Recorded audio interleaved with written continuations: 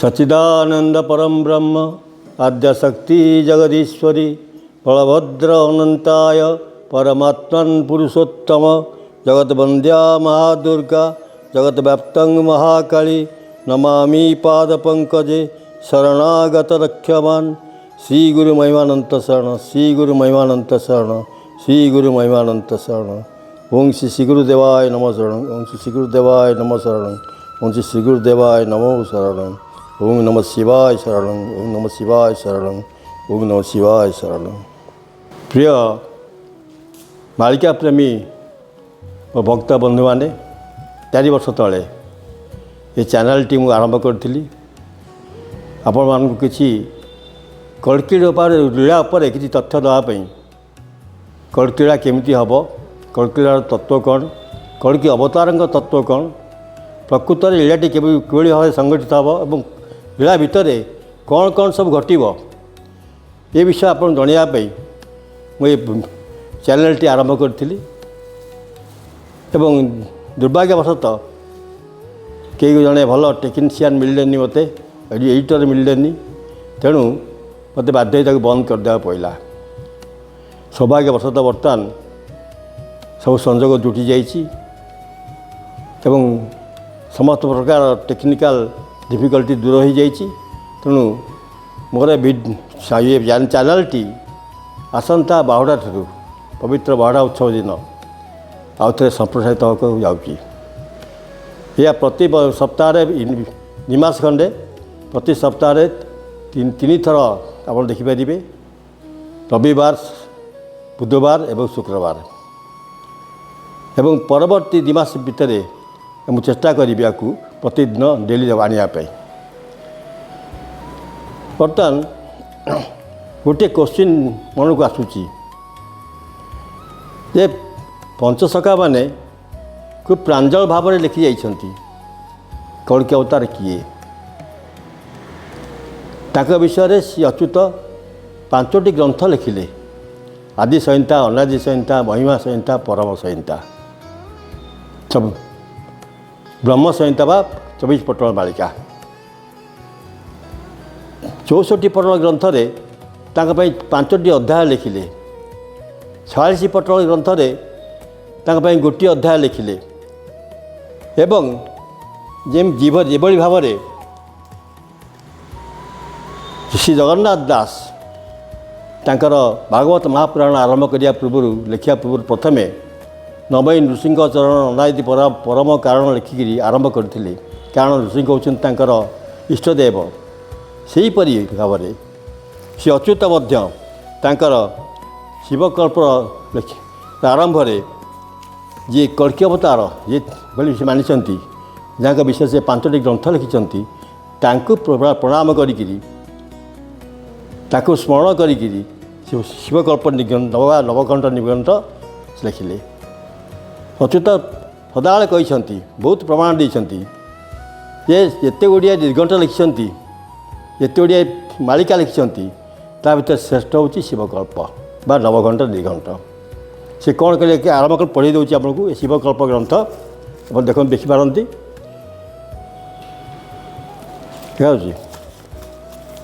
तार नवघंट प्रथम निर्घंट आरंभ से कौन लिखिं पढ़ी आप शुणाऊँगी। श्री महिमा मेरु बांछा कल्पतरु ज्ञान जलधि श्रीगुरु सर्वतत्वज्ञाता ब्रह्मांड करता उद्धर भवसागरु क्या से कहले महिमा गोसाई कहले कहीं तार प्रमाण देसन से 24 पटल मालिका भक्त मैंने महिमा गोसाई को श्रीगुरु श्रीगुरु बोली डाकिबे और से लिखिं पद लिखिं से महिमा मरु किए आउ क्या ना महिमा ना तेणु सी महिमा गोसाई को ही महिमा मोर आख्या देकरी श्रीगुरु आख्या देकरी पौसार उद्धार करने निवेदन करी ग्रंथ आरंभ कर दुखर कथा जो मैंने बर्तमान सब मालिका उपर बड़ बड़ कथा कहते जो मैंने अच्युतंकर परम भक्त बोली जो कहते से माने यही 5टी ग्रंथ बा अच्युत क्या कहते କାହାକୁ ଦର୍ଶାଇଛନ୍ତି ଇଏ ଏଇ ହେଉଛନ୍ତି କଳ୍କି ଅବତାର, ତାକୁ ଅଗ୍ରାହ୍ୟ କରିଦେଉଛନ୍ତି, ତାକୁ ପଢ଼ୁନାହାନ୍ତି, ସେ ବେଶୀ ଆଲୋଚନା ହିଁ କରୁନାହାନ୍ତି। କିଛିଟା ମୁଁ ଚେଷ୍ଟା କରିଥିଲି, ହାଜିପୁରରେ ଯେଉଁ ହେଇଥିଲା ଧର୍ମସଭା, ସେଥିରେ ଏ ବିଷୟ ଉତ୍ଥାପନ କରିଥିଲି। ମୁଁ ସମସ୍ତ ସନ୍ଥର ନିବେଦନ କରିଥିଲି, ଆପଣମାନେ ତାପରେ ଆଲୋକପାତ କରନ୍ତୁ, କାହିଁକି ହେଉନି, ଆପଣମାନେ ଚେଷ୍ଟା କରନ୍ତୁ। ତାର କିଛି ଲାଭ ହେଲା ନାହିଁ। ସମସ୍ତେ ନିଜ ନିଜର କଳ୍କି ଧରି ବସିଛନ୍ତି, ସମସ୍ତେ ନିଜ ନିଜର ଜ୍ଞାନ ଗାରିମା ଧରି ବସିଛନ୍ତି, ତାକୁ କେହି ପଚାରୁନାହାନ୍ତି। ଅନ୍ୟ ଜଣେ କିଛିଟା ଭୁଲ ଯଦି କରିଦେଲା, ତାପରେ ତୁମ୍ବି ତୋଫାନ କରି ଇଏ ପଞ୍ଚସଖାଙ୍କୁ ଅପମାନିତ କରୁଛି, ମାଳିକାକୁ ଅପମାନିତ କରୁଛି କହି ଭିଡ଼ିଓ ପରେ ଭିଡ଼ିଓ ଛଡ଼ା ହେଉଛି। ଯଶୋବନ୍ତ ଦାସ ତାଙ୍କର ଅଣଙ୍ଗର ମାଳିକାରେ ବା ଯଶୋବନ୍ତ ମାଳିକାରେ ବହୁତ ଗୁଡ଼ିଏ ତଥ୍ୟ ମଧ୍ୟ ମହିମା ଦାସଙ୍କ ବିଷୟରେ ଏବଂ ତାଙ୍କ ପରବର୍ତ୍ତୀ ଅବତାର ବିଷୟରେ ଦେଇଛନ୍ତି। ତା'ର ବହୁତ ଉଦାହରଣ ମୁଁ ଦେଇଛି କଳ୍କିଳା ବହିରେ। ଲୋକମାନେ କହୁଛନ୍ତି ଯେ ମହିମା ଗୋସାଇଁ ବେଦକୁ ନିଷେଧ କଲେ, ତୁଳସୀ ପୂଜା ମନା କଲେ, ମୂର୍ତ୍ତି ପୂଜା ମନା କଲେ, ସିଏ କିପରି ଭଗବାନ ହେବେ? ଯେ ବେଦକୁ ନିଷେଧ କରିଛି ସେ ଭଗବାନ କେମିତି ହେବ? ଗୋଟେ ଆଶ୍ଚର୍ଯ୍ୟ ଲାଗୁଛି ଗୋଟେ ଜିନିଷ, ଆମେ ବୁଦ୍ଧଦେବଙ୍କୁ ନବମ ଅବତାର ହିସାବରେ ଗ୍ରହଣ କରୁଛେ, ତାପରେ ଆସିବେ କଳ୍କି ଅବତାର। ବୁଦ୍ଧଦେବ ସେୟା କରିଥିଲେ। ବୁଦ୍ଧଦେବ ବି ଗୀତା ଆପଣଙ୍କର ବେଦ ନିଷେଧ କରିଥିଲେ, ମୂର୍ତ୍ତି ପୂଜା ମନା କରିଥିଲେ, ତୁଳସୀ ପୂଜା ମନା କରିଥିଲେ, ନିର୍ବେଦ ଉପରେ ଯିବା ପାଇଁ କହିଥିଲେ। ଏପରିକି ସେ ପ୍ରଭୁ ନାହାନ୍ତି କେହି ବୋଲି କହିଥିଲେ, ପ୍ରଭୁ ବୋଲି ଭାବନି କେହି ଅଛନ୍ତି ବୋଲି, ତୁମେ କାମନା ବିହୀନ ହୋଇକି ରୁହ। ମୟ ଅଛି ତା ବି କହିନାହାନ୍ତି, ପରମ ବ୍ରହ୍ମ ଆରାଧନା କରିବା କହିଛନ୍ତି। ମୂର୍ତ୍ତି ପୂଜାକୁ ନ କରି, ତୁଳସୀ ପୂଜା ଏସବୁ ପୂଜା ନ କରିକିରି ପରମ ବ୍ରହ୍ମଙ୍କୁ ଆରାଧନା କର, ତାଙ୍କୁ ଦର୍ଶନ କର ସନ୍ଧ୍ୟା ସକାଳେ। ଯଶୋବନ୍ତ ଦାସ କ'ଣ କହିଲେ ଯେ ପ୍ରଭୁ ବେଦକୁ ପାତାଳେ ଚାପିବେ, ମାନେ କ'ଣ ହେଲା? ଅନ୍ୟାନ୍ୟ ଶାସ୍ତ୍ରମାନଙ୍କରେ ପ୍ରମାଣ ଅଛି ଯେ ବୁଦ୍ଧଦେବ ଏହା କରିବେ, କଳ୍କି ଅବତାର ଏବେ ଏହା କରିବେ ବୋଲି, ବେଦକୁ ନିଷେଧ କରିବେ ପ୍ରଥମେ। କିନ୍ତୁ ଯଶୋବନ୍ତ ଦାସ ବି ସେୟା କହିଲେ, ବେଦକୁ ପାତାଳେ ଚାପିବେ ବୋଲି, ତା ମାନେ କ'ଣ? ପ୍ରଭୁ ବେଦକୁ ନିଷେଧ କରିବେ ଆସିଲେ। ସେ ସେୟା କଲେ, ଆପଣଙ୍କ ଅସୁବିଧା କ'ଣ ହେଇଗଲା? ତାହେଲେ କ'ଣ ଯଶୋବନ୍ତ ଦାସ ଭୁଲ ଲେଖିଲେ? ସେ ଅଚ୍ୟୁତ 5ଟି ଗ୍ରନ୍ଥ କରିକିରି ଅନ୍ୟ ଗ୍ରନ୍ଥମାନଙ୍କରେ ତାଙ୍କ ପ୍ରମାଣ ଦେଇକିରି ଭୁଲ କଲେ। କିଏ ଅପମାନ କରୁଛି ପଞ୍ଚସଖାକୁ? ପଞ୍ଚସଖା ଯାହା କହିଛନ୍ତି ଆମେ ଆପଣମାନେ ତା ମାନୁନାହାନ୍ତି, ତାକୁ ଗ୍ରହଣ କରୁନାହାନ୍ତି। ଅପମାନ କରୁଛି କିଏ? ଏ ବହିଟି ଲେଖିଲା ବେଳକୁ, କଳ୍କିଳା ବହି ଲେଖିଲା ବେଳକୁ ମୋର 2002 ମସିହାରେ ଲେଖା ହେବ। 2003 ମସିହାରେ ଏ ପ୍ରଥମ ପ୍ରିଣ୍ଟ ହେଇଥିଲା। 2003 ମସିହାରେ କେତେ ଲୋକ କହୁଥିଲେ ମାଳିକା ବିଷୟରେ। ଯେହେତୁ ଭେଉ ବହି ଏବଂ ଅଚ୍ୟୁତ ମହାପୁରୁଷ ଅଚ୍ୟୁତ ଏବଂ ଭେଉ ବହି ଯେହେତୁ ସବୁ ଯାହା ଲେଖିଛନ୍ତି ଯେ 3 ଦିନରେ ହେବ, 2 ଦିନରେ ହେବ, 5 ଦିନରେ ହେବ, ବିଭିନ୍ନ ଘଟଣା ବୋଲିବି, ସେ ତାର ଦିନ ହେଇଛି ଆପଣ ନେବେ, 1ରୁ 9 ନେବେ, 9 ପରେ 10 ଆଡ଼େ ସେ 1 ହେଇଯିବ ଆଉ ଥରେ। ତେଣୁ ସେଇ ହିସାବରେ ଗୋଟେ ଆପ୍ରୋକ୍ସିମେଟ୍ ଗୋଟେ ଚିନ୍ତା କରିକିରି 3ଟି ଯେଉଁ ପ୍ରଥମ ଆଦ୍ୟ ଲୀଳା, ମଧ୍ୟ ଲୀଳା, ପ୍ରାନ୍ତ ଲୀଳା, 3ଟି ଲୀଳାକୁ 9 ବର୍ଷ ଭାଗ କରିକି 27 ବର୍ଷ କରିଥିଲି। ଏବଂ 27 ବର୍ଷ ହେଲାକୁ ମୁଁ ଯେହେତୁ 98 ମସିହାରୁ ଏଇ 99 ମସିହା ତ ଆରମ୍ଭ କରିଥିଲି, ଆରମ୍ଭ ହେବ ବୋଲି ଆଦ୍ୟ ଲୀଳାଟା, ସେଥିପାଇଁ 2025ରେ 25 ଭିତରେ ପ୍ରାନ୍ତ ଲୀଳା ସରିବ ବୋଲି ଲେଖା ହେଇଥିଲା। ଯଦି ମୁଁ ମସିହାଟି ନ ଦେଇଥାନ୍ତି, ସେ ଟାଇମ୍ ଫିକ୍ସ କରି ଏତେ ମସିହା ଏତେ ମସିହା ନଥାନ୍ତା ବହିରେ, ତାହେଲେ ଆପଣ କ'ଣ ବହିରୁ ବାହାର କରିଥାନ୍ତେ? ବହିରେ କ'ଣ ତତ୍ତ୍ୱ ଦିଆହେଇଛି ଆପଣ ଦେଖିଲେନି? ବହିରେ କେଉଁ କେଉଁ ଇନଫର୍ମେସନ୍ ସବୁ ଦିଆହେଇଛି ତା ବି ଆପଣ ଦେଖିଲେନି, କେହି ଦେଖିଲେନି। ମସିହାଟା କାହିଁ ଲେଖିଦେଲା, ଭୁଲ ହେଇଗଲା। 2003 ମସିହା ଲେଖିଥିଲି ମୁଁ ତାକୁ। ଯେଉଁ ପିଲା ବର୍ତ୍ତମାନ ଗାଈ ହେଉଛି ତା ବୟସ କେତେ ହେଇଥିଲା ସେତେବେଳେ 2003 ମସିହାରେ। ଏମାନେ ସବୁ ନିଜକୁ ପଣ୍ଡିତ, ନିଜକୁ ମାଳିକାବିତ୍, ମାଳିକା ଉପରେ ସର୍ବଶ୍ରେଷ୍ଠ ଜ୍ଞାନ ତାଙ୍କର ଅଛି ବୋଲି ପ୍ରଚାର କରୁଛନ୍ତି। ଆଉ ପ୍ରଚୁତ ଲେଖିଛନ୍ତି ତାକୁ କହୁନାହାନ୍ତି। ଆଜି ସଂହିତାରେ କ'ଣ ଲେଖିଲେ, ଅନାଦି ସଂହିତାରେ କ'ଣ ଲେଖିଲେ, ମହିମା ସଂହିତାରେ କ'ଣ ଲେଖିଲେ, ପରମ ସଂହିତାରେ କ'ଣ ଲେଖିଲେ, 24 ପତ୍ର ମାଳିକାରେ କ'ଣ ଲେଖିଲେ, 64 ପତ୍ର ମାଳିକାରେ 5ଟା ଅଧ୍ୟାୟ କାହିଁକି ଲେଖିଲେ, 46 ପତ୍ର ମାଳିକାରେ ଗୋଟେ ଅଧ୍ୟାୟ କାହିଁକି ଲେଖିଲେ ମହିମା ବିଷୟରେ, ତା ତର୍ଜମା କରୁନାହାନ୍ତି। ଅଚ୍ୟୁତ କାହାକୁ କହିଛନ୍ତି କଳିକ ଅବତାର ବୋଲି? ନା, ଆପଣ ମାନିବେନି, ଆପଣଙ୍କର ଏତେ ସ୍ୱାର୍ଥହାନି ହେଇଯିବ। ବହୁତ ମାଳିକା ପ୍ରଚାରକ ଜଣେ ଜଣେ ଇଏ କଳିକ ଅବତାର ଧରି ବସିଛନ୍ତି, ତାଙ୍କର ଅସୁବିଧା ହେଇଯିବ। ମୋ ବହିଟା ତାଙ୍କ ପାଇଁ କଣ୍ଟା ହେଇଗଲା। ଏ ବହି ଯିଏ ଯଦି ପଢ଼ିବେ ତାଙ୍କ ଯିଏ କହୁଥିଲେ ବିଶ୍ୱାସ କରିବେନି। ସାଉ ଗୋଟେ କଥା, ଯଶୋବନ୍ତ ଦାସ ତାଙ୍କ ମାଳିକାରେ ଶେଷ ନିଜେ ଲେଖିଛନ୍ତି, ହେଉଛି ଯଶୋବନ୍ତ ଦାସଙ୍କର ଅଡ଼ଙ୍ଗଡ଼ ମାଳିକା ବା ଯଶୋବନ୍ତ ମାଳିକା, ଦୁଇଟାକ ଏକା। ଆର ପ୍ରିଣ୍ଟ ବର୍ତ୍ତମାନ ନାହିଁ ବଜାରରେ। ତାକୁ ମୁଁ ସେଇଥିପାଇଁ ଆକୁ ପ୍ରିଣ୍ଟ କରେଇଲି ନିଜ ଖର୍ଚ୍ଚରେ, ଭକ୍ତମାନଙ୍କ ଭିତରେ ବାଣ୍ଟିବା ପାଇଁ।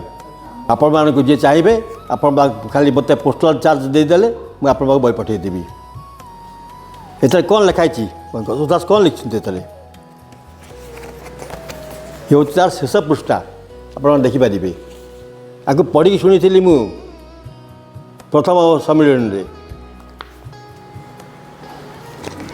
କହିଲେ କ'ଣ, ଶୁଣରେ ନନ୍ଦନ ତତେ କହିଲି ତଦନ୍ତ, ଆମ୍ଭକୁ ପ୍ରଭୁ କଳ୍କି ରୂପେ କରି ଜାତ, ଯାଜନଗରେ ଜନ୍ମ ଆମ୍ଭେ ହୋଇବୁଟି ପୁଣ, ଅନେକ ପ୍ରକାର ଅଂଶ ଅବତାର ଜାଣ, କଳିଙ୍କିରେ ଯୁଦ୍ଧ ହେବ କଳିଙ୍ଗା ଅସୁର, ତେଣୁ କଳିଙ୍ଗ ଦେଶ ନାମଟି ଆମ୍ଭର, ବିନାଶିବୁ ଆମ୍ଭେ ଖଣ୍ଡା ଧରି ବେନିକର, ବିଜ୍ଞାନ ଉଦ୍ଭବ ଅସ୍ତ୍ର କି କରିବ ଛାର, ବେନି ଭାଇ କଳା ଧଳା ଘୋଡ଼ାରେ ଚଢ଼ିଣ, ଯୁଦ୍ଧରେ ବାହାର ହୋଇ କରିବୁଟି ହାଣ, କଳଙ୍କି ଉତାରୁ ସତ୍ୟ ହୋଇବ ପ୍ରକାଶ, ନମ୍ବଦେଇ ଟାକିତା ସେ ପଞ୍ଚ ଦିବସ, କହେ ଯଶୋବନ୍ତ ଦାସ ପ୍ରଭୁପାଦ ଧାଇ, ତୁମ୍ଭ କୃପା ଅନୁଗ୍ରହେ ଲେଖୁଅଛି ମୁହିଁ, ସେ ବ୍ରହ୍ମ ପୁରୁଷ ପାଦେ ରହୁ ମୋର ଚିତ୍ତ, ଯଶୋବନ୍ତ ମାଳିକା ହୋଇଲା ସମାପତ। କ'ଣ ଯଶୋବନ୍ତ ଦାସ କହିଲେ? ପ୍ରଭୁ ତାକୁ ଆଜ୍ଞା ଦେଇଛନ୍ତି ସେ କଳିକି ଅବତାର ହେବେ, ଏବଂ ସେ ତା ସାଙ୍ଗେ କହିଲେ କ'ଣ, ଅନେକ ପ୍ରକାର ଅଂଶ ଅବତାର ଜାଣ। ଯଶୋବନ୍ତ ଦାସ ନିଜେ ଜଣେ ଅଂଶ ଅବତାର ହେବେ ଏବଂ ଅନେକ ପ୍ରକାର ଅଂଶ ଅବତାର ଆସିବେ। କିଏ ଜଗନ୍ନାଥଙ୍କ ଅଂଶ ଅବତାର ହେଇକି, କିଏ ବଳଭଦ୍ରଙ୍କ ଅଂଶ ଅବତାର ହେଇକିରି, କିଏ ଗରୁଡ଼ଙ୍କର ଅଂଶ ଅବତାର ହେଇକି, କିଏ ହନୁମାନଙ୍କ ଅଂଶ ଅବତାର ହେଇ ଆସିବେ। ସମସ୍ତେ ଅଛନ୍ତି, ଚାରି ଯୁଗର ଭକ୍ତ ଆସିଛନ୍ତି ସାରା ପୃଥିବୀରେ ଖେଳ କରିବା ପାଇଁ। ତେଣୁ ପ୍ରଭୁଙ୍କର, ଅନ୍ୟମାନଙ୍କର, ଦେବଦେବୀଙ୍କର ଅଂଶ ଅବତାର ହେଇକି ସମସ୍ତେ ଜନ୍ମ ହେଇଛନ୍ତି। ସମସ୍ତେ ସେ କଳା ପ୍ରଭୁଙ୍କଠୁ ପାଇବେ। ଯଶୋବନ୍ତ ଯିଏ କହୁଛନ୍ତି ମୁଁ ହେବି ଅବତାର, ତାପରେ ଆପଣ ମାନୁନାହାନ୍ତି, କେହି ତା ନାଁ ନେଉନାହାନ୍ତି ତାଙ୍କର, ଯଶୋବନ୍ତ ଦାସ ଅବତାର ହେବେ ବୋଲି। ଆପଣ କଳ୍କି ଅବତାର ବାହାର କରିଦେଲେ। ଇଏ କଳ୍କି ଅବତାର, ସିଏ କଳ୍କି ଅବତାର, ଇଏ ଅମୁକ ବାବା, ସିଏ ସମୁକ ବାବା, ଆପଣ ନିଜେ ବାହାର କରିଦେଲେ। କିଏ ଅପମାନ ଦେଉଛି ପଞ୍ଚସଖାକୁ? ମୁଁ ନା ଆପଣମାନେ?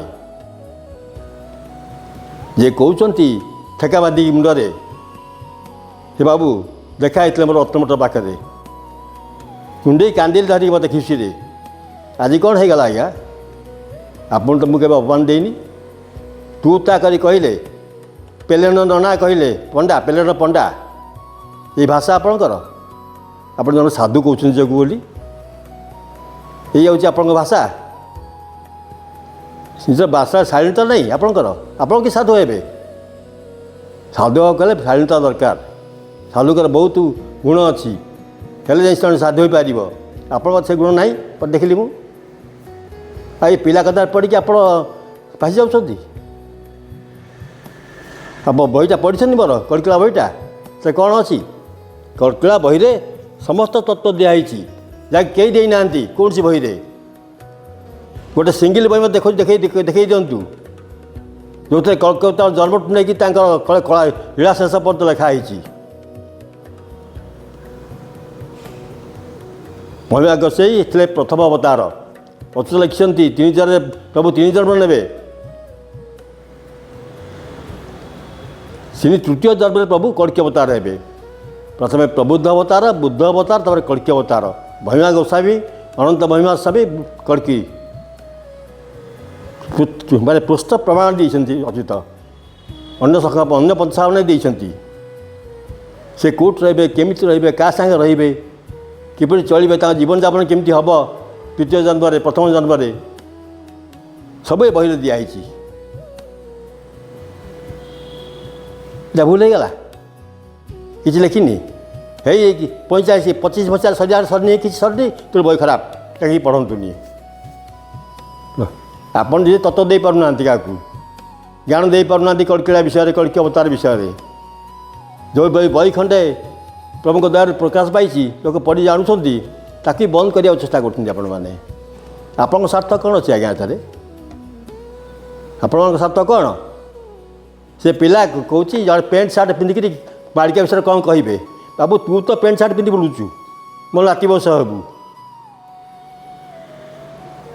तू पुणी के गाँचु तू केबेठू हेले पंचांग शिकार तू केबेठू हेलु कौन बेपार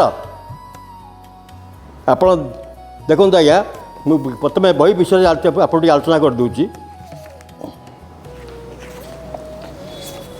बही कौन लिखाई कल्की अवतार किए जहाँ प्रमाण देते पंचा मैंने से लिखाई मनरू कहनी आमको मो गुरु हूँ कल्की अवतार बोली कहते बुलूँ कहीकि अच्युत दाग प्रमाण कर कल्की अवतार बोली सिया लिखी तर पद सब लिखी प्रमाण देती मु पंचांगा पद अच्छी भीमंकर पद अच्छी भीमंकर कथा आप सब आड़े गाँव बाणी सबू भीम कौन आप जो जहाँ कहते कल्की अवतार से ताकर भाई लिखिते भीम भाई ना महिमा से भाई लिखिते कहते भीम भाई होते राधा राधा निजे चित्रराधिका पुलिंग थे यार वाक्य मानुना आप कहीं किए अपमान दूँ कहीं आप अपमान दौरान निजे कौन कर देखु निजर भूल बाछंतु पर भूल बाछा आगे तापर जहाँ करेंगे बही है कल्की अवतार किए कल्की अवतार ना कौन हम प्रभु क्योंठी जन्म ने प्रभु क्या सहित रे प्रभु किपरि रे तापर आसला प्रभु को चिन्हवा किपरि मालिका लिखाई बहुत गुड़िए भंड निजक कल्की कहीकि आसबे बर्तमान ओडिशा 35 जन कल्की अच्छा मो हिसाब से आहुरी बेसी जापारती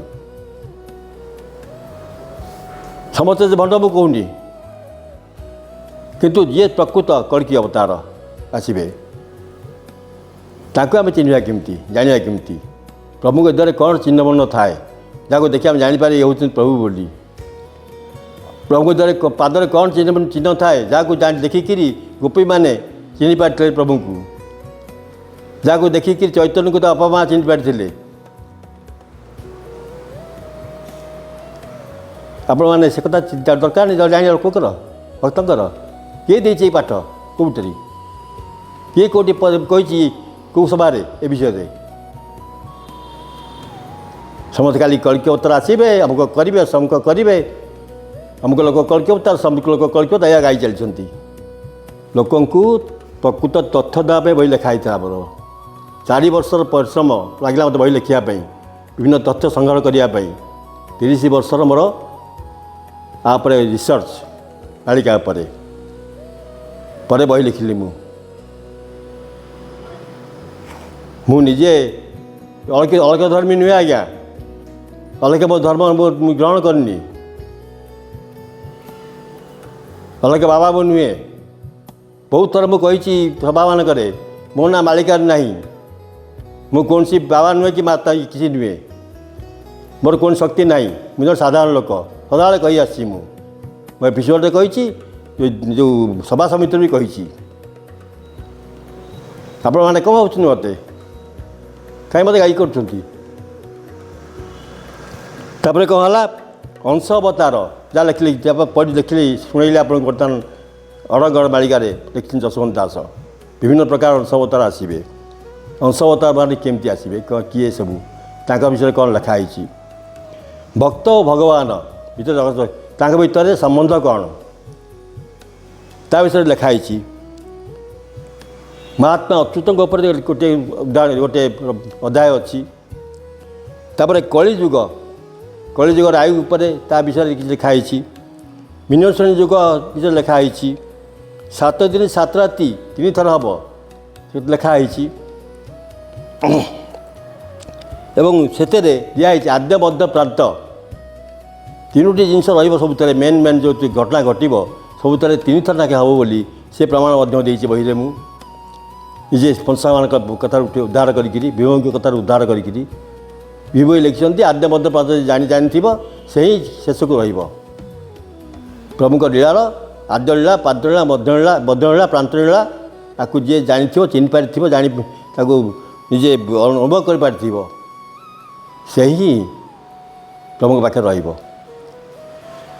ତାପରେ କଳ୍କି ଲୀଳାରେ ଆଦ୍ୟ ଲୀଳା ମଧ୍ୟ ଲୀଳା ପ୍ରାନ୍ତ ଲୀଳା ଲେଖା ହେଇଛି। ଏଥିରେ ଜୋରନ୍ଦା ଲୀଳା ପୁରୀ ମନ୍ଦିର ଲୀଳା ସତ୍ୟାବଟ ଲୀଳା ଯୁଦ୍ଧ ଦୁର୍ଭିକ୍ଷ ସିଦ୍ଧ ଅନ୍ନ ଉତ୍ତର କଳ୍କି ସୁଡ଼ଙ୍ଗ ମକ୍କା ମଦିନା ଶେଷ ଯୁଦ୍ଧ ଅନ୍ତ୍ୟ ବିଚାର ପ୍ରଳୟ ପ୍ରଭୁଙ୍କ ଅଭିଷେକ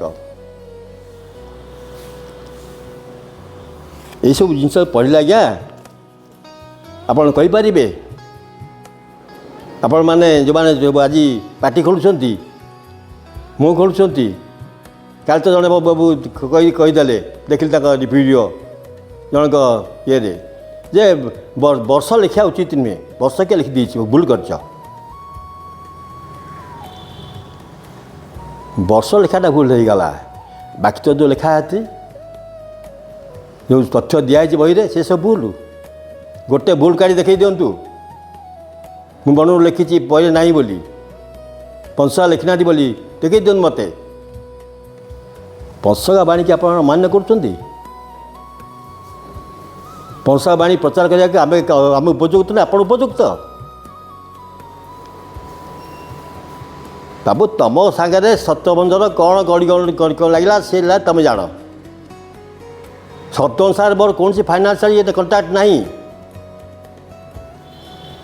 ସିଏ ବହିର ପ୍ରକାଶକ ହେଲେ ତାର ନିଜର ସତ୍ୟ ରଖିଲେ ସିଏ ସତ୍ୟ ଅଧିକାରୀ ସିଏ ହେଲେ। ତ ପଛରେ ଲେଖା ହେଇଛି copyright 2003 all right reserve Satyabhanja. ବହିର ସମସ୍ତ ସତ୍ୟ ସତ୍ୟଭଞ୍ଜ ପାଖରେ ମୋ ପାଖରେ ନୁହେଁ। ମୁଁ ବହିରୁ ପଇସାଟେ ପାଇନି। କେତେ ଜଣ ବହି ଦେଇଥିଲେ ବହି ପ୍ରିଣ୍ଟ କଲା ପରେ 21 ମସିହାରେ ପ୍ରିଣ୍ଟ ହେଲା ବହି 23 ମସିହାରେ କେତେ ଜଣ ପଦେ କପି ଦେଇଥିଲେ କାରଣ ସର୍ତ୍ତ ଥିଲା ଆମର ସେଇଆ। ତା ବି ଆଉ ପୂରଣ କଲେନି ବି କହୁନି ତାଙ୍କୁ ବି। ମୋର ଇଚ୍ଛା ଏହାକୁ ପଢ଼ନ୍ତୁ ପ୍ରଭୁଙ୍କ ଲୀଳା ଜାଣନ୍ତୁ ଲୋକମାନେ ପ୍ରଭୁ ବିଷୟରେ ତାଙ୍କର ଜ୍ଞାନ ହେଉ। ସେଇଥିପାଇଁ ପଇସା ଭୁଲିଯାଇଛି। ପଇସା ଆଜ୍ଞା ବଡ଼ କଥା ନେଇ ପାଇଁ ଜୀବନ ବହୁତ ପଇସା ରୋଜଗାର କରିଛି କୋଟି କୋଟି ଟଙ୍କା ରୋଜଗାର କରିଛି ଜୀବନରେ। ମୋ ପାଇଁ ପଇସା ବଡ଼ ନୁହେଁ। ପ୍ରଭୁଙ୍କ ତଥ୍ୟ ଦେବା ବିଷୟରେ ତଥ୍ୟ ଦେବା ପାଇଁ ଏ ବହି ଚେଷ୍ଟା କରିଛି। କାରଣ ବେପାରୀ ମୁଁ ବହି କେତେ ଜଣ ବିକିକିରି ବେପାର କରୁଛି ମୁଁ। ପଚାରିଦେବେ ସତ୍ୟଭଞ୍ଜ ପଚାରନ୍ତୁ କି କାହାକୁ ପଚାରନ୍ତୁ କିଏ ମୋତେ ମୋ ସାଙ୍ଗରେ ଏପିସୋଡ଼ କରିକିରି ମୋତେ ପଇସା ଦେଇଛି କାହାଠୁ ନେଇଛି ପଇସା ଦେବୁ ତ ଜାଣି ଜଣେ ଲୋକକୁ ବିଷୟରେ କିଛି ତା ବିଷୟରେ କିଛି ନ ଭାବି ନ ଶୁଣି ଆପଣମାନେ ନିଜ ଇଚ୍ଛା ଅନୁସାରେ ଗପିକିରି ତ ବଦନାମ କରିବାକୁ ଚେଷ୍ଟା କରୁଛନ୍ତି। ଏଇ ଆପଣଙ୍କର ବିଶେଷତ୍ୱ ସାଧୁତ୍ୱ ବ୍ରହ୍ମତ୍ୱ।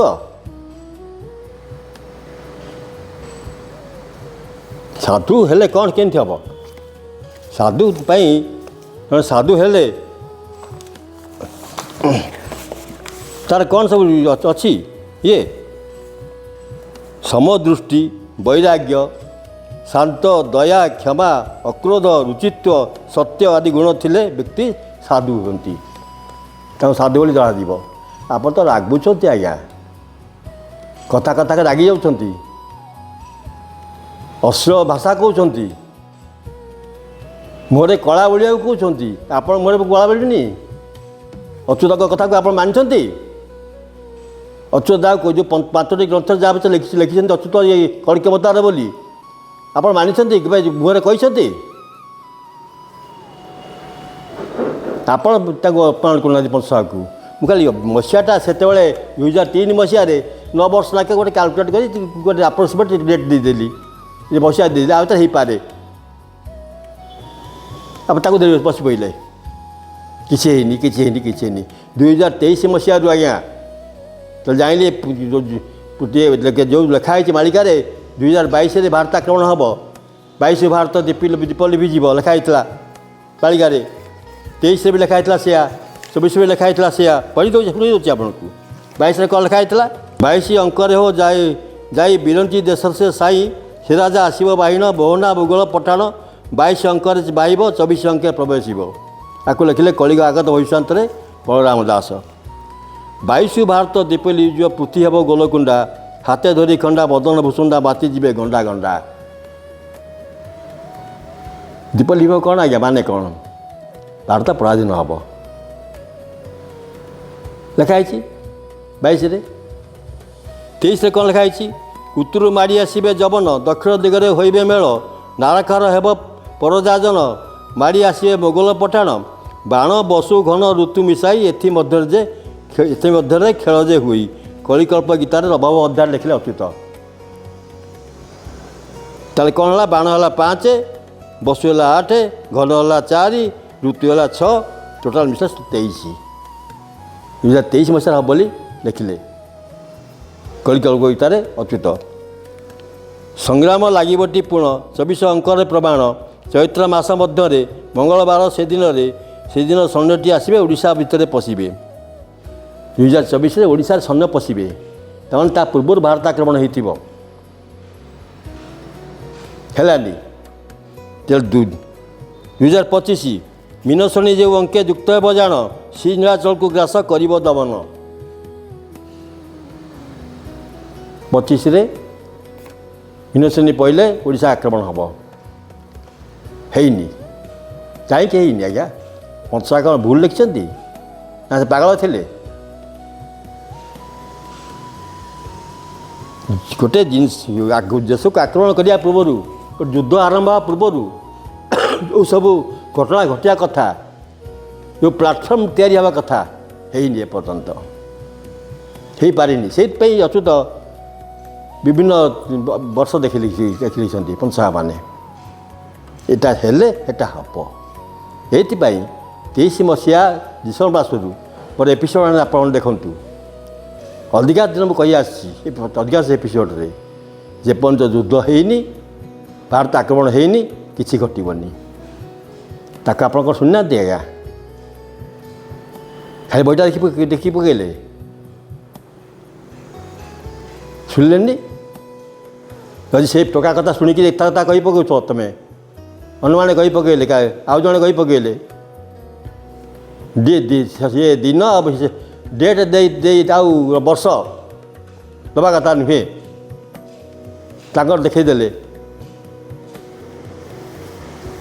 ठीक अच्छे मुझे आगुरी क्लीयर कर दूसरी 23 मसीह जेपर्यंत युद्ध आरंभ होनी हेनी कि युद्ध आरंभ हेले हम तेणु डरियार कार ना मत शुणुंट ये बही देती पढ़ुला सी भी शुणी देखी से तो कि कहना आप कौन असुविधा होगा मो बहीटा बिक्री हेले सत्यबंध को पैसा मिल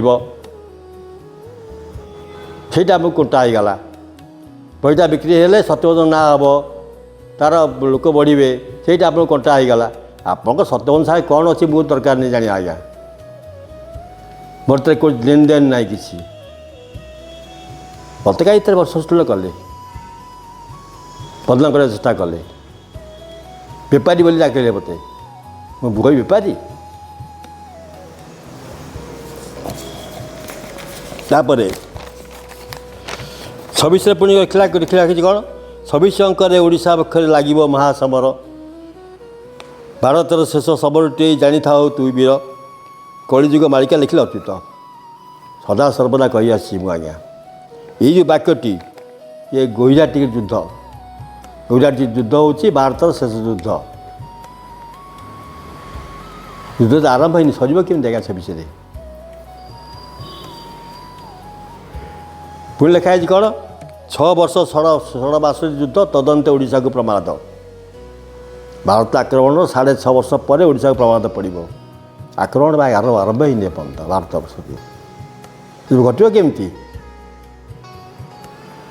ये अच्छी आप भितर कहीदेव जो 3 वर्ष कहीदेव अमुक होता बोली मुझे ढेंका भाया छोटिया जगह लगुली आज्ञा गोटे बही दुकान छोटिया बही दुकानटे सी किसी मालिका बही रखे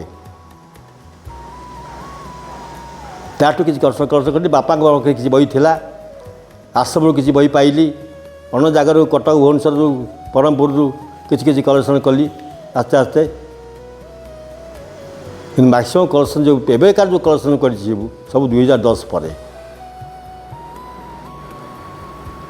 मोर जहाँ लिखी मु बही कलिका बही जो समय ज्ञान गोटे खाली समय देसी भूल बुझे आप भूल करदेली बोली कौन सी तथ्यर जो तत्व देसी तार भूल बाहर करूँ जानवे आप जानते मालिका केते मालिका बीत आप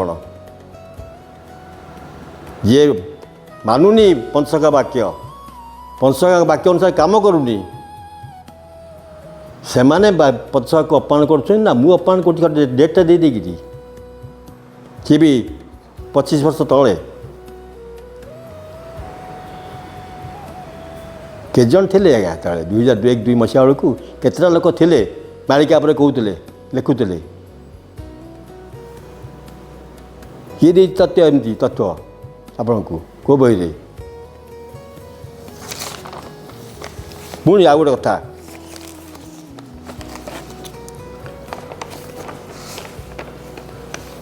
उत्तर पश्चिम घोर समर मिली होइबे केते नृपवर हारमा पठाण कली जारद समस्ते कहिबे सैन्यको साज 16 वर्ष 16 मासटी युद्ध तदंते ओडिशा को प्रमाद जोटा मुझे आप बर्तमान कही शुणिली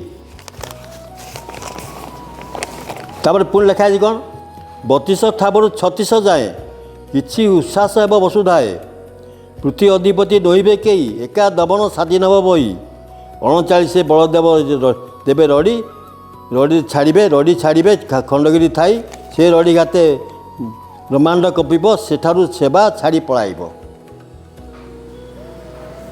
39 अंकरे बलराम ठारू परास्त हेबे सेठू सर युद्ध गुजराती युद्ध शेष युद्ध जाजपुर जो गुजरात युद्ध हम सी हूँ कड़किलियार शेष युद्ध भारत वर्ष में तापर कौन विदेशी जाति रही ओडिशा रे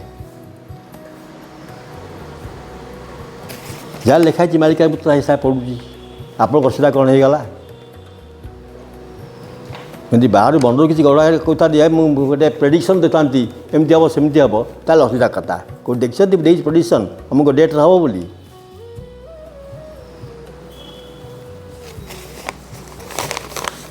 पुणी प्रभु पता किए कहते प्रभु को 20 वर्ष है मुझे बसिक आसी देखी किए कौच प्रभु को 10 वर्ष है मुझे कोड़ी काखे बड़ कर किए कौच प्रभु 50 वर्ष है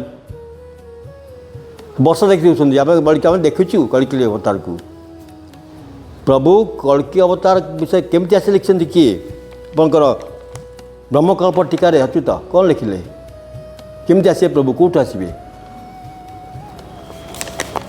शून्यरू आरोहण करेटी प्रभु तेतिकी बेले समर करेटी सबू ब्रह्मकल्प टीकार आप देखु अच्युतंकर लिखाई ना ब्रह्मकल्प टीकार अच्युत सीधा कहते प्रभु शून्यरू आरोहण करेंगे ये भी गोटे अच्छी तथ्य शून्य समस्त अवतरण तौक आसती आरोहण मान उपरक उठा शून्य प्रभु उपरक उठे माने कौन बुझे आपण मैंने प्रभु जन्म हो मेन मुख्य कड़की अवतार से जन्म हेनी से शून्य आसबे मो कथा मुझे कहूँ अच्युत कहते ब्रह्मकल्प आपंकर ब्रह्मकल्प टीकार सी भी भूल आपण मैंने ठीक मैंने कहते अमुक कड़ी सी कड़की अवतार सी कड़की अवतार कड़की अवतार आसबे यही सी आहरी 50 वर्ष अच्छी सी वर्ष छाड़ू के आसबे चलवा कथा मत 83 वर्ष लानी पृथ्वी नी सी प्रभु जानती किंतु लिखा तो प्रभु केमती आसबे जन्म हेनी लिखाई तो पुणी जन्म हे कहीं आप कहते किए दौर अपमान पञ्चसखा को मु ना आपण मैंने खाली गेरुआ पिंधिकी मुंड ठेका बांधी गाड़ी छाड़दे बबा हो गल बालिका तुम तुम विश्रांत हो गल तुम को हाथ अच्छी सब शक्ति कहवाई बालिका पर आम हाथ नाई तमें पेंट सार्ट पिंधु बोली एया आप ज्ञान गारिमा सबू एया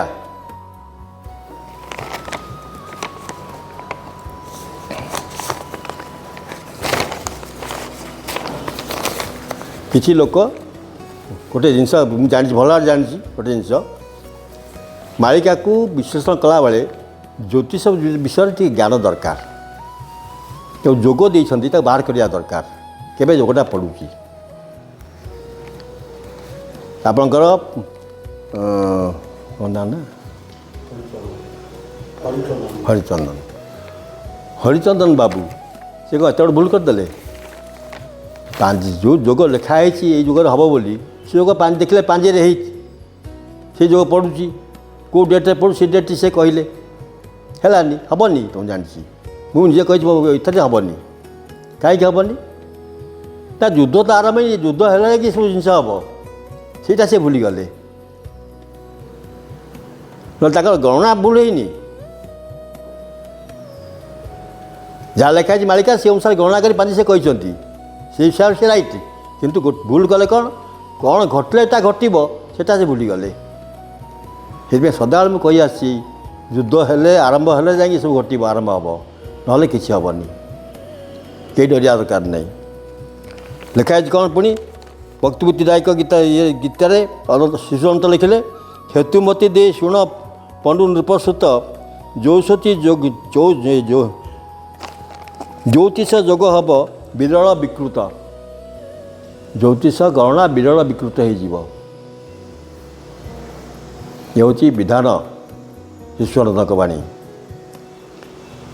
तत्वबोधन अनंत अच्युत कौन कहले ज्योतिष जोग जे होइब बणा आखि थाउ थाउ होइबे कणा देखिकी पांजी देखी गणना करी सी किंतु एटा कि कौन भूल है समय जा टाणी पाइले कौन हेल्ले यहाँ हम यहाँ भूल हो गला सी जन मोर गोटे भाई हिसाब भाई सी मोर विरुद्ध मोर किसी कहबार ना एति चिंता करते जे क्या पर यहाँ घट कौ समय यहाँ घटब ताल से कही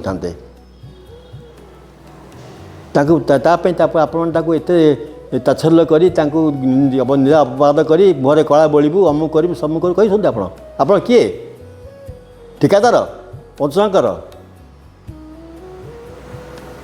आप खाली कला बोल पके समस्त बोलते आप मुहर जो कला बोला हम केत यही भक्त मैंने बोलिए आप मुहर कला से कौट जी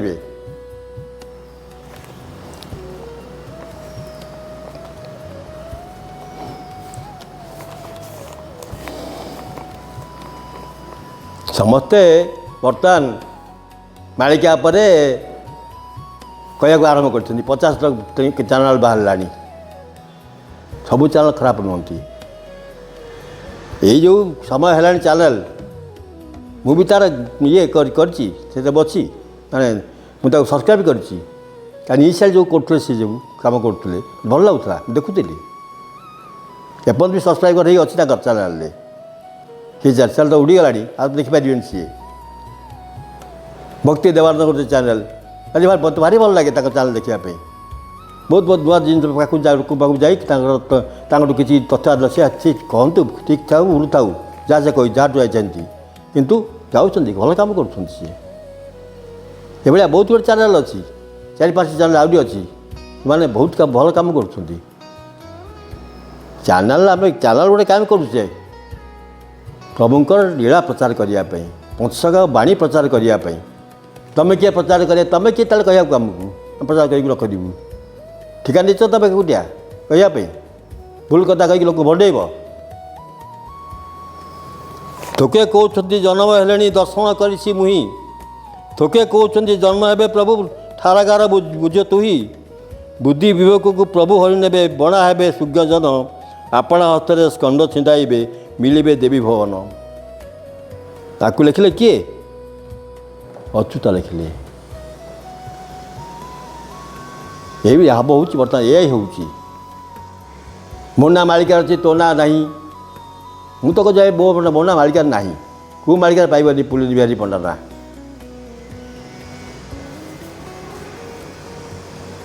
ମୁଁ ଜଣେ ସାଧାରଣ ବ୍ୟକ୍ତି ବାବା, ପ୍ୟାଣ୍ଟ ସାର୍ଟ ପିନ୍ଧା ଲୋକ ଜଣେ।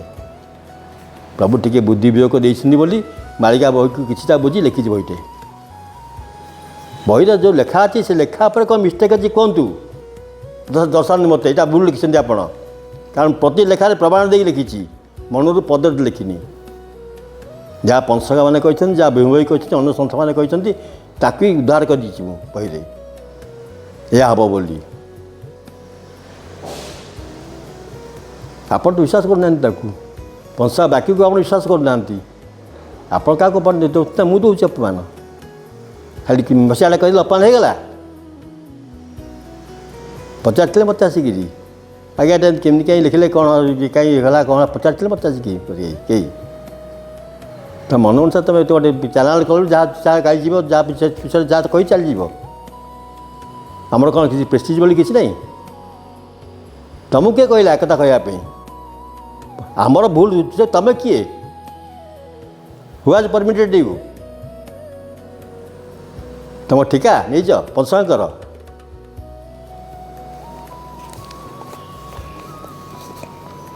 ଆପଣା କରିବା କର୍ତ୍ତବ୍ୟ ଭିନ୍ନ, ପରକୁ କହିବେ ଜ୍ଞାନମାନ। କେବଳ ପେଟ ପୋଷିବାରେ ବାତି, ଗୁହି ଜଟା ବାନ୍ଧି ଛାଡ଼ିବେ ଭୀତି। ଭାଷା ଡଙ୍ଗା ଗୋଳ ଗୋଟି ବୁଡ଼ାଇ ଦେବେ, ଶିକ୍ଷା କଥା କହି ସାଧୁ ଚଳିବେ। ଭାଷା ଡଙ୍ଗା ଗୋଟି ବୁଡ଼ାଇ ଦେବେ, ଭାଷା ରହିବନି ତାଙ୍କର, ଯାହା ହେଇଛି ବର୍ତ୍ତମାନ। ପେଲେନ ପଣ୍ଡା ଶବ୍ଦଟି ଆପଣ କହିଲେ, ଭାଷା ଅଛି ଠିକ୍, ଯାହା ଲେଖା ହେଇଛି ସେୟା କରିଛନ୍ତି ଆପଣ। ଆଉ ଦେଖନ୍ତୁ ଶିବକଳ୍ପର ଗ୍ରନ୍ଥର 14 ନିଘଣ୍ଟରେ ଲେଖା ହେଇଛି ନା ଏ କଥା ହେବ ବୋଲି, ଆପଣ ତାର ପ୍ରମାଣ ଦେଇଦେଲେ।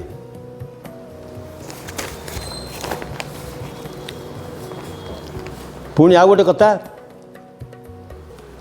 ଏଇଠି କହି ଶେଷ କରିବି ମୁଁ।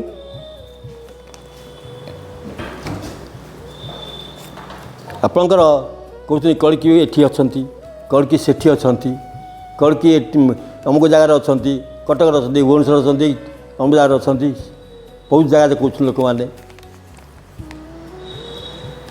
କ'ଣ ଲେଖିଛନ୍ତି ଅଚ୍ୟୁତ? ହାଡ଼ିଦାସ କ'ଣ ଲେଖିଛନ୍ତି? ଝାଡ଼ଖଣ୍ଡଗିରି ଗୁମ୍ଫାରେ ପ୍ରଭୁଙ୍କର ସେ ଠାବ, ନାରାୟଣ ସ୍ୱୟଂ ପ୍ରକାଶ ନର ଦେହରେ ଗୋପ୍ୟ। ଝାଡ଼ଖଣ୍ଡ ମାନେ ଏଇ ଝାଡ଼ଖଣ୍ଡ ଜିଲ୍ଲା ପ୍ରଦେଶ ନୁହେଁ, ଓଡ଼ିଶାର ଢେଙ୍କାନାଳଠୁ ନେଇକରି ଆପଣଙ୍କର ସୁନ୍ଦରଗଡ଼ ଜିଲ୍ଲା ପର୍ଯ୍ୟନ୍ତ ଯେଉଁ ଏରିଆ, ଜଙ୍ଗଲ ଏରିଆ, ତାକୁ ଝାଡ଼ଖଣ୍ଡ ବୋଲି କହୁଥିଲେ ଆଗେ। ଝାଡ଼ଖଣ୍ଡ ଜୋରନ୍ଦା, ଜୋରନ୍ଦା କହୁନା ଝାଡ଼ଖଣ୍ଡ ଏରିଆରେ ଜୋରନ୍ଦା ପ୍ରମାଣ ଅଛି, ଦେଇଦେବି ଆପଣଙ୍କୁ। ତେଣୁ ସେଇ ଓଡ଼ିଶାର ଝାଡ଼ଖଣ୍ଡ ଏରିଆ ଭିତରେ କୌଣସି ଗୁମ୍ଫା ପାଖରେ ପ୍ରଭୁ ଥିବେ କି ଗୁମ୍ଫାରେ ଥିବେ, ତାଙ୍କ ବାସସ୍ଥାନ ସେଇଟା। ଆପଣ ଜାଗା ଦେଖାଉଛନ୍ତି କ'ଣ ଏଠି ଅଛନ୍ତି ସେଠି ଅଛନ୍ତି ବୋଲି ପ୍ରଚାର କରି ଚାଲିଛନ୍ତି। ଆପଣ ତାଦ୍ୱାରା ଆପଣ କାହାକୁ ନିନ୍ଦା ଦେଉଛନ୍ତି? ପଞ୍ଚସଖାଙ୍କୁ କହୁଛନ୍ତି ମାନେ ଭୁଲ ଲେଖିଛନ୍ତି, ଆମେ ତା କହୁଛୁ ସେଟା ଠିକ୍। କିଏ କାହାକୁ ଅପମାନ କରୁଛି ଆଜ୍ଞା? ମୁଁ ନା ଆପଣମାନେ? ସାବଧାନ ହେଇଯାଆନ୍ତୁ। ନିଜେ କହୁଛନ୍ତି ଅମୁକ ଲୋକ ଅମୁକ କହିଲା ମଲା, ସମୁକ ଲୋକ ସମୁକ କହିଲା ମଲା। ତୁମେ ଯେଉଁ ଅପମାନ ଦେଉଛ ଜଗବତ୍ସକୁ, ତୁମ ଅବସ୍ଥା କ'ଣ ହେବ? ବଞ୍ଚି ରହିବ ତୁମେ ସବୁଦିନ ପାଇଁ। ତେଣୁ ଆପଣଙ୍କର ଶେଷରେ ଅଚ୍ୟୁତଙ୍କର ଗୋଟିଏ ବାଣୀ ଦେଇ ଆପଣଙ୍କୁ ଶେଷ କରିବି। ଅଚ୍ୟୁତ କହିଛନ୍ତି, ତୃତୀୟ ଜନ୍ମରେ ଭଗବାନ ଗୁପତେ ଥିବେ ମୌନ ଭାବେଣ, କଳି ଭାରତଟି ଲେଖିବେ ସେଇ, ଗୁପତେ ଥିବେ ଚିହ୍ନା ନ ଦେଇ, ତିନି ଜନ୍ମ ଭକତକ ବେଶ, କଳ୍କି ରୂପଟି ପାଇବେ ଦାସ। ପ୍ରଭୁ ତୃତୀୟ ଜନ୍ମ ମାନେ କଳ୍କି ଅବତାର ହେବେ, ଗୁପ୍ତରେ ରହିବେ। କିଏ ଖେଳ କରିବ? କଳ୍କି ରୂପଟି ପାଇବେ ଦାସ। ଯେଉଁ ଭକ୍ତମାନେ ଜନ୍ମ ହୋଇଥିବେ ସେମାନେ କଳ୍କି ସ୍ୱରୂପ ପାଇବେ। ସେଇଥିପାଇଁ କଳ୍କିଳା ବହିରେ ଆପଣ ଦେଖିପାରିବେ, ଅଂଶ ଅବତାରରେ ବହୁତ ଗୁଡ଼ିଏ ଉଦାହରଣ ଦେଇଛି। अमुक जगह प्रभु जन्म हे बाप ना अमुक माँ ना अमुक प्राय 30 टी उदाहरण देती बहुत उदाहरण बाहर कले ताने कौन विभिन्न जगार भक्त मैंने अंशवतार जन्म होते से माने खेल करेंगे प्रभु के दिवस अनुसार मुख्य अवतार रे गुप्त अंशवतार भितर जसवंत दास और अमेया गोस्वाईकर तृतीय शिष्य नरसिंह दास जी कि जगन्नाथ रूप जन्मग्रहण करेंगे जसवंत दास बलभद्र रूप जन्मग्रहण करेंगे दुई भाई ही जन्म होते बर्तमान से माने मुख्य अंशवतार से माने खेल करेंगे ता स्पष्ट प्रमाण देइछन्ति जसवंत दिघंट घंटे पढ़ंतु जानतु तापर आप जसवंत दास मानबे ये अंशवतार बोली निज कथा जे कही पकईबे अन्य मान मानदेवे किए क्या अपमान दूसरी ये जसवंत दास बाणी मानुंट अच्युत बाणी की मानुंट आपण तेणु मोर विनीत अनुरोध जहाँ करगले समय पाखे आसला निजे कर चैनल समय है एवं निजे समय है बुझीपारना गलत रास्ता जाऊँ तेणु ताकि अनुरोध तुम बाबा मोर नाती बयसर हम ये रास्ता जाओनी ये पैसा रोजगार करने उपाय नुहे समस्ते कर यूट्यूब बर्तमान बालिका पर कर पैसा रोजगार करने तुम्हें किसी पैसा रोजगार कर मुझे केवे सपोर्ट कैनि तुम को स्ट्राइक करा जाओ बोली केवे क्या कहनी मुझे स्ट्राइक कर बोली सत्य सत्य सहित मोर कौन प्रकार फाइनान्शियल लिंक ना आप प्रमाण कि प्रमाण कर फाइनान्स लिंक अच्छी बोली ताल मुझे सागे सागे आप समस्त सामने क्षमा मागी नेबी मान नेबी प्रमाण देवे आपण मैंने कहीं कहीपर सत्यबंधु पैसा नहीं बोली मुझे तेणु किसी कह आगु क्या विषय को कह बदनाम करने आगु चिंता करूँ तर्जमा करूँ अनुमान बुझतु दयाक एसबू बंद करूँ आपण कम आप चला आप भर क्या सारे आप फाइनान्शियल गंडगोल कि अमुक समुक आप लगती मो सागे नहीं लगती मुझे करनी कार क्षति करनी एपर्यंत कि आप क्षति मुझे करी तेणु तेणु आपण मान अनुरोध समस्त को अनुरोध जो मैंने आज शुणुंट से मैंने अच्युतकर कम से कम गोटे बालिका 24 फुट बालिकाटी किणतु 30-40 टाँग पड़ो आज्ञा आदि संहिता अनादि संहिता महिमा संहिता परिमल संहिता ये 4टी किଣିपे आहरी भल कथा तो 24 फुट बालिकाटी किणतु कि ये बही जेको गोटे किणतु अच्युतक लेखा जापारे अच्युत क्या कहते कक्ष अवतार बोली जा हो आपण मान अच्छे धन्यवाद आपर ये बही उपर क्वेश्चन उठी ये बही उपर कौन दिखाई तथ्य गोटी गोटी करी आपन को मेन मेन पुस्तक आप बुझेबी पढ़ी शुणिबे आपण मैंने दयाकोरी मुझे आपको कहूनी मो चैनल को सब्सक्राइब कर कि अमुक कर आप इच्छा करी रकल ना ताप मोर कि चिंता नहीं प्रथम तो जो खोली 4000 सब्सक्राइबर होते से ऑटोमेटिकली से आसते मत बंद हो तो बढ़ी पारानी सब्सक्राइबर बढ़ा कमिबा पैसा मिलवा तापर मोर नजर ना आज्ञा आपण मैंने जी भल लगे सब्सक्राइब करेंगे भल न लगे सब्सक्राइब करेंगे तापाई मुझे कह रिक्वेस्ट करी कि कौन सी एपिसोड आप शुणिबन पार्टी मुझे सब्सक्राइब करती बोली कारण पैसा पे मैं काम करूनी प्रभु का बाणी पंचसखा बाणी प्रचार करने कर चैनलटी खोली ताही करी जय जगन्नाथ जय पंचसखा जय श्री गुरु।